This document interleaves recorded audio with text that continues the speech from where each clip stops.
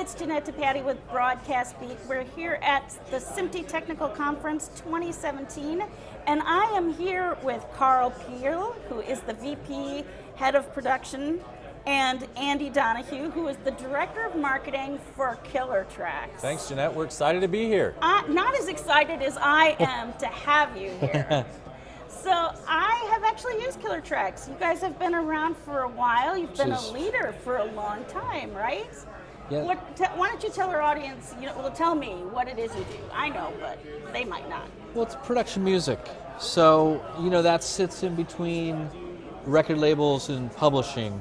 So that it's a one-stop shop where you go and get music that you can clear right now for something that you can budget for, rather than we're going to get back to you in about a week once so-and-so's manager gets off tour, and then find out it's going to be 10 grand and you can't afford it. Right. So this is where you go when you need all the music you hear on TV, radio that's not major commercial music. Right. That thing in the background for the Claritin commercial, probably production. The Cialis commercial with the bathtubs, right? All that. That's a hard one. That's a. Oh. Well, all this stuff, it's all this stuff. Very good, Andy. It's all this stuff, you're watching TV and there's a scene and you're kind of getting into it. You haven't even heard music because you're thinking about what the characters are saying, and then all of a sudden you realize there's some music there. That's probably production music, unless they have a composer that scored the whole show. So if I'm a producer and I'm creating a piece of content, can I know ahead of time how much it's going to cost, like exactly, or is it all based on royalties? Yeah, no, it's based on, we price things on how it's going to be used. So as long as you know this is a 30-second national commercial, or this is a web series, or this is a national television program, the price is based on that. Obviously, we're not going to charge a kid doing YouTube videos the same amount of money as we're going to charge HBO for the Curb Your Enthusiasm You're not? theme. That's so cool.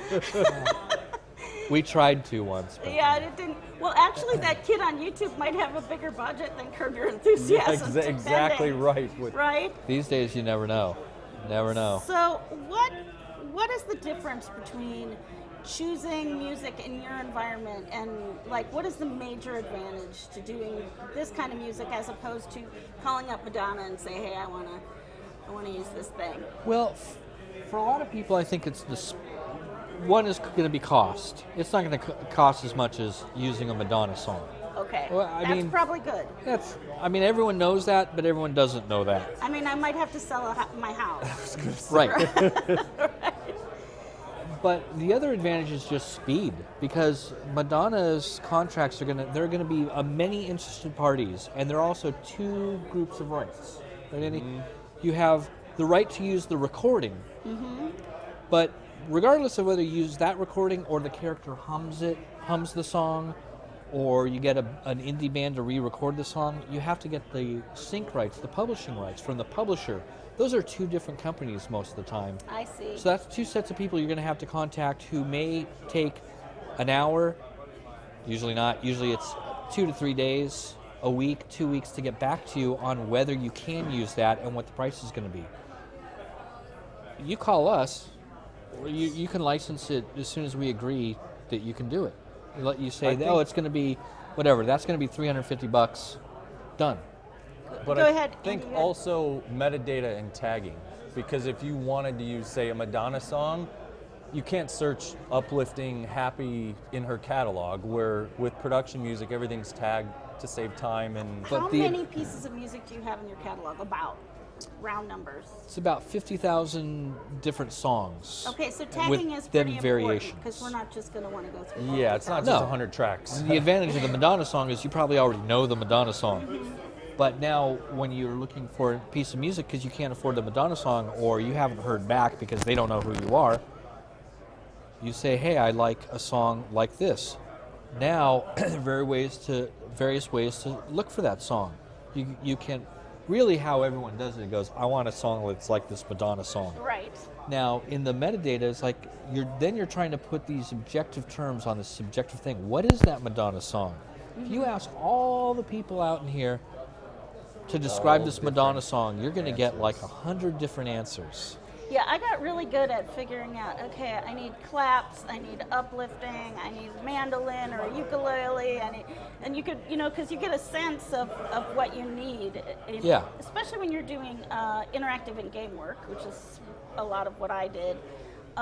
We need the spooky house now, and we need the hero adventure song. Can I Right. just tell you how glad I am that we can sing Happy Birthday again?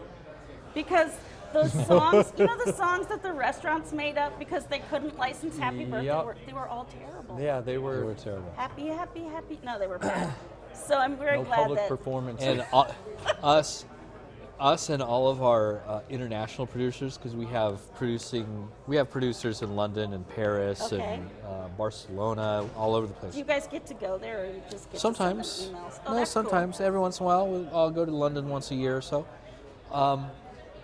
We were all out racing each other to get a bunch of recordings of Happy Birthday made when that went down. It was like everyone's coming out with their Happy Birthday thing Yeah. because that's going to be popular, you know. Andy, talk It to me is. about how the industry is changing, about the kinds of file formats they need, and how that's going to work for their Everything. project.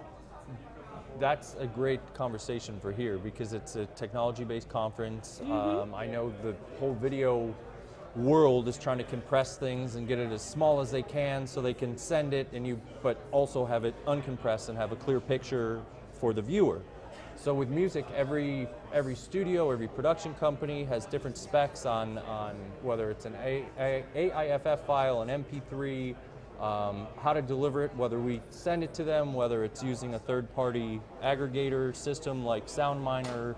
How many bit it is, right? If it's a Yeah, the speed, the sample rate, the It's bit depth. 48K or Because really the industry, production music, is all about what the client needs.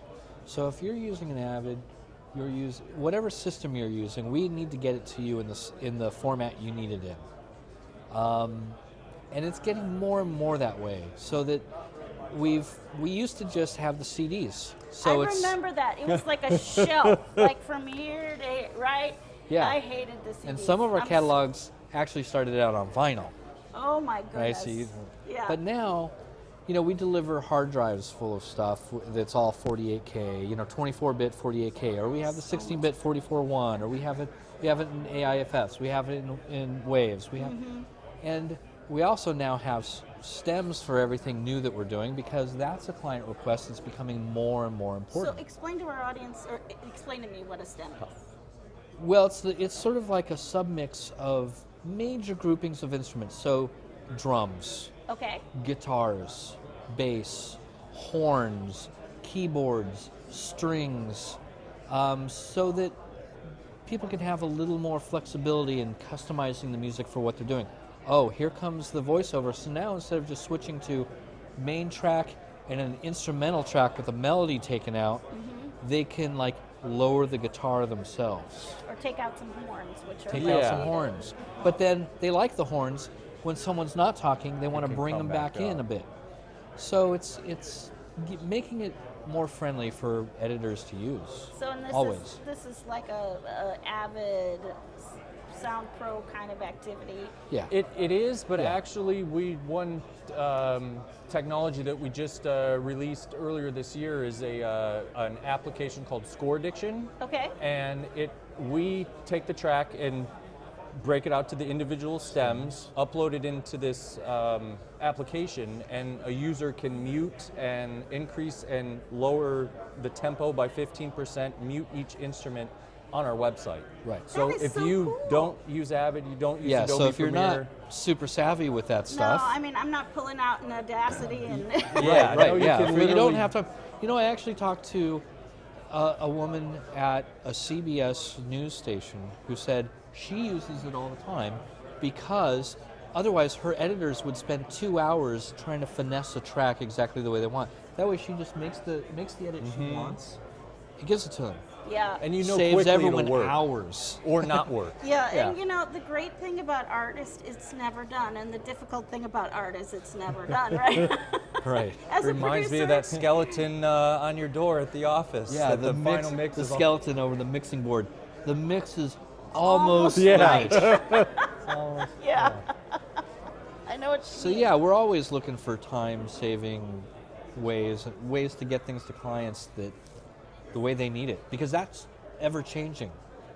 Used to be the vinyl was okay. So talk to me about preference engines, right? So I'm guessing if I'm going through your search and if I like this song, it'll tell me, hey, here's 20 more songs, right, that are sort of like this song. Right. And does it build up information about the kinds of things that I like and store that, or? It will. It's early days. Right. Right now. AI is new. Yes. Right now, how that's doing it, so it's sort of a manual process, and we're Okay. doing it. We're doing it more by collections right now on our site. We're working with various technology companies. There's 2 or 3 right now. It's funny. You get to the ultimate testing stage, and it kind of falls apart a little bit. But I think within 5 years, it's going to actually be pretty robust, where you log into a website like the Killer Tracks website. It has other preferences. It knows what you're searching for. It's going to learn your taste, how you describe things. Do you describe it upbeat or motivational? Do you I describe it fast or quick?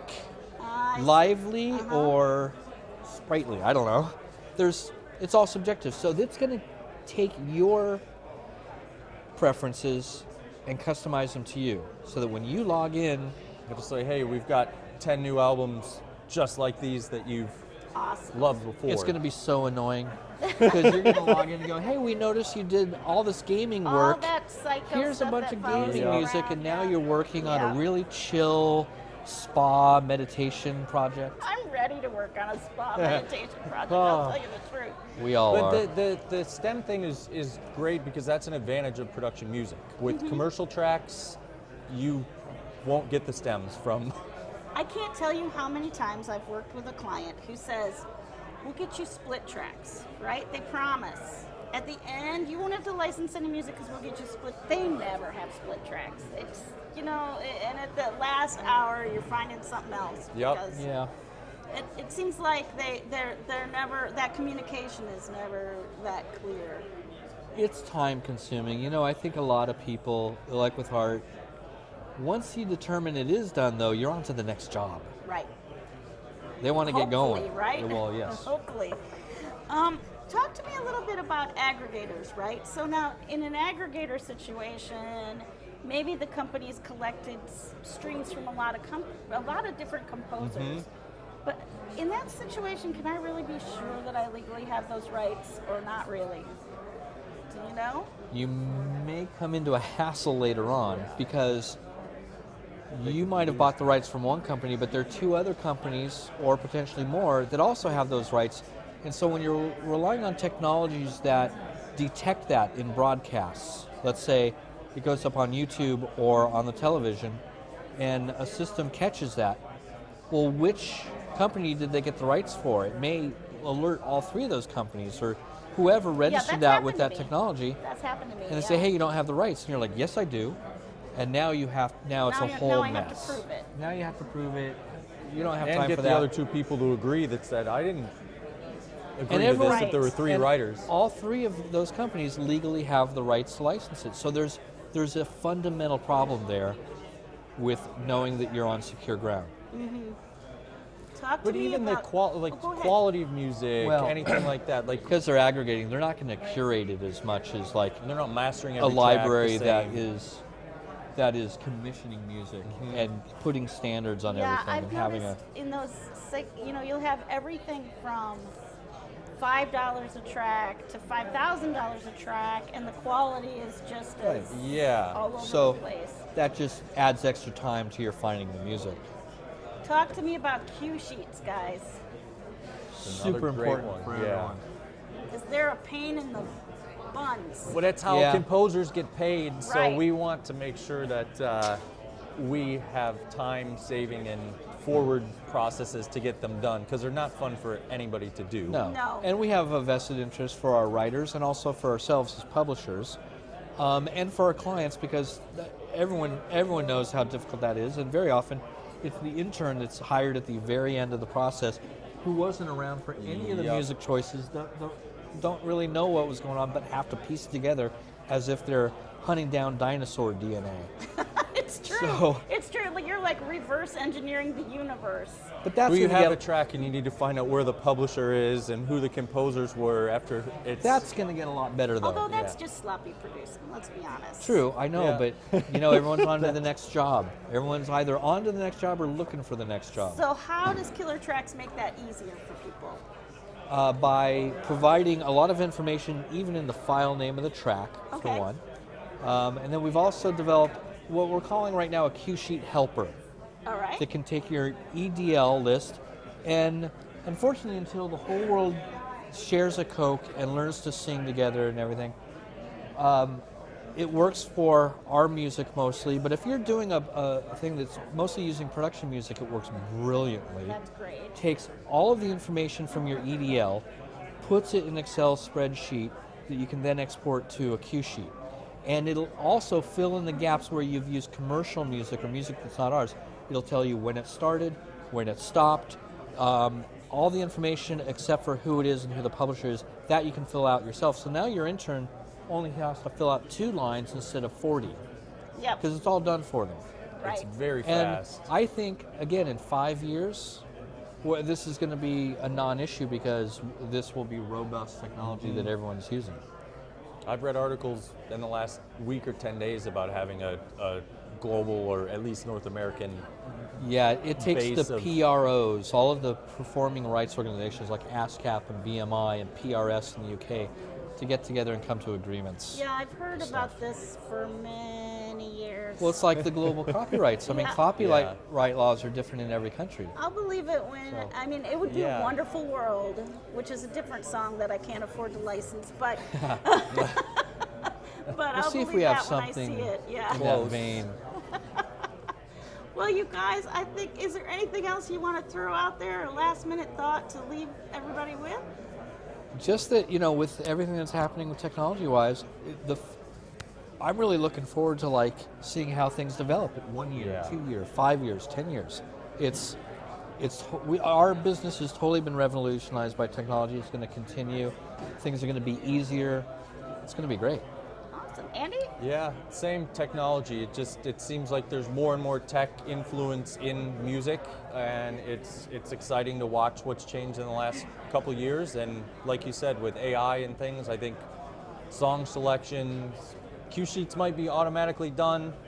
Yeah. That would be You great. never know. And a global database of copyrights and things, that there's one place to look, and hopefully just make it easier and save people time, because that's what it's all about. That way, people will only have to work 79 hours a week. That would be Instead of 80 awesome. hours I a would week. love that So you myself. get that extra hour of sleep a week. Well, Carl and Andy from Killer Tracks, Thanks, thanks Jeanette. so much. Thank you, Jeanette Jeanette. Ducati here at the SMPTE Technical Conference 2017 with Broadcast Beat. Bye-bye.